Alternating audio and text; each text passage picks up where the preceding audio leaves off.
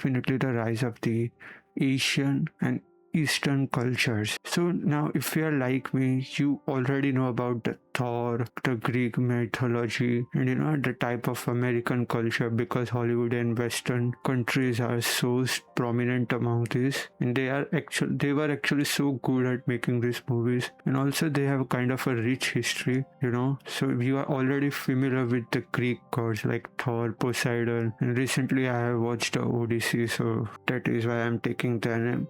But the one fact that I don't like about the Hollywood and the Western countries is that they don't basically explore the other cultures as much. Like we all know about the Shiva and like the Hindu god Shiva, Vishnu and all of that, but we had no idea about the Wukong and how good the Chinese history was, and how good the mythologies were, how good the stories were. Basically, we don't know enough about their culture, alright? And the Hollywood and kind of the Western countries, they don't represent them like they should have. This is very insulting, I think. Alright, so if I was a movie director and I wanted to represent the African culture more or black culture more, what I would do is I would actually make a movie that is based around their culture.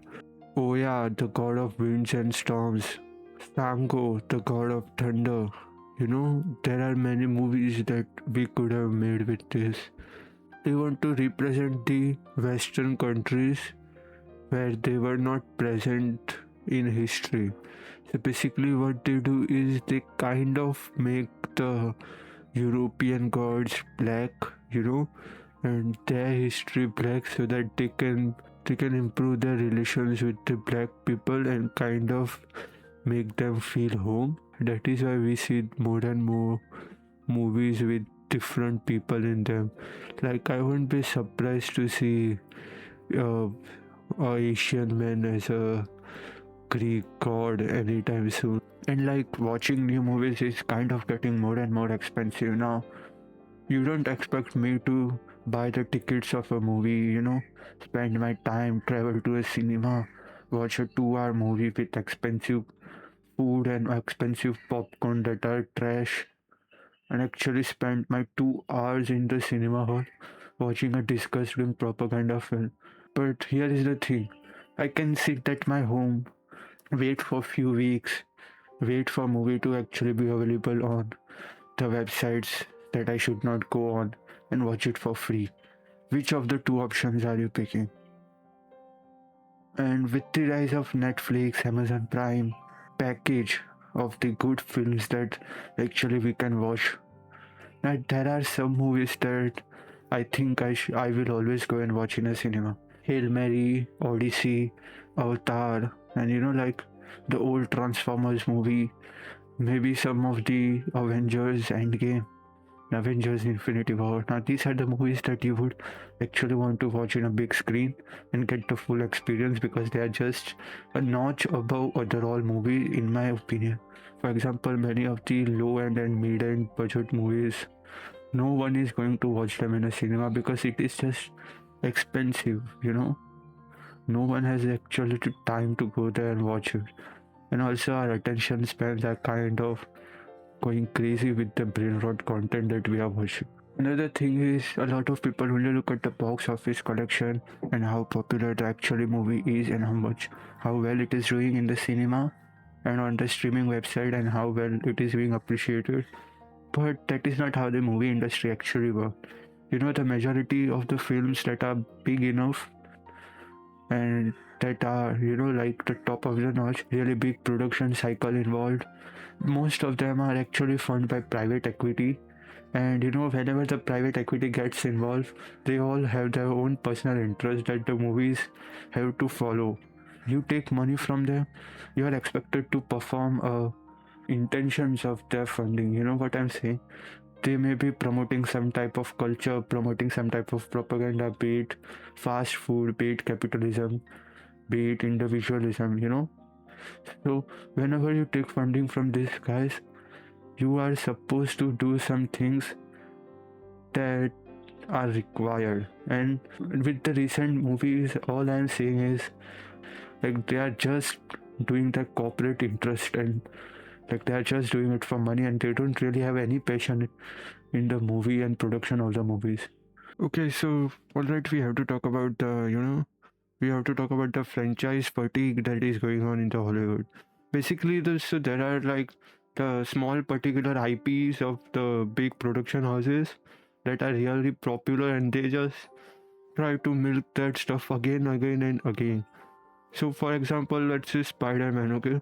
We have already seen Spider Man for so many years. We all know it is a successful campaign, and movies are actually decent of Spider Man, But I would like to say again, there are so many comics, animated films, and then you have animated shows going on. And of course, there are movies along with their games. Like, I mean, there has to be a stop to all this madness. And also the Star Wars. So basically, people are really fed up with this remake and type of remake and one story being addressed again and again and again. Like, there has to be a seriousness in this, okay? And Star Wars is kind of getting worse and worse with everything they release. I mean, earlier it was like the peak, and now they are re-releasing everything. Like the Mandalorian was an absolutely banger of a show. The first and second season were quite good. I watched it. It was okay. I liked it. It was not the best, but it was a good one. Okay, and then they released a movie of it.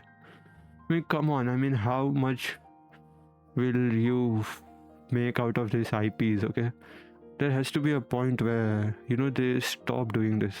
So there is also kind of a huge loss in the mainstream media and mainstream critique houses, like for example in the gaming, the IGN and probably all of their awards.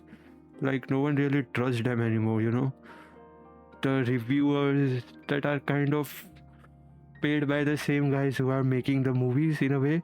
For example, private equity funds the majority of the big movies that comes out, and then the private equity also funds the media houses. So how will they ever do a fair review of anything? Like there has to be some independent bodies that do this, and that is why people are following different YouTubers and social media more than they actually care about these reviewers. And we have to talk about some really good movies coming out from the YouTubers. Like The Obsession was a good film. I recently watched it. It was so different experience that I get from the Hollywood movie. I mean, it has to be like one of the best movies that will ever come out in this year at least, It was like a wholly different experience. And independent media houses that are being created that are solely on social media, and they kind of do their own thing rather than following the, like, Hollywood is so worse. I can actually say that Bollywood movies of India are actually quite entertaining to watch now. The Indian movies are actually doing so well, and they are outperforming the Bollywood movies. I would like to pull out some numbers of the new movies that have been released from Hollywood and Bollywood and compare how much money it was required to produce the film and how much it made. You can clearly see the difference is huge. People are definitely enjoying more human aspect of the films more than the Hollywood is producing. Even though films are little bad, they are rough. Action is like kind of wacky, but still, if it is entertaining to watch, people will watch it.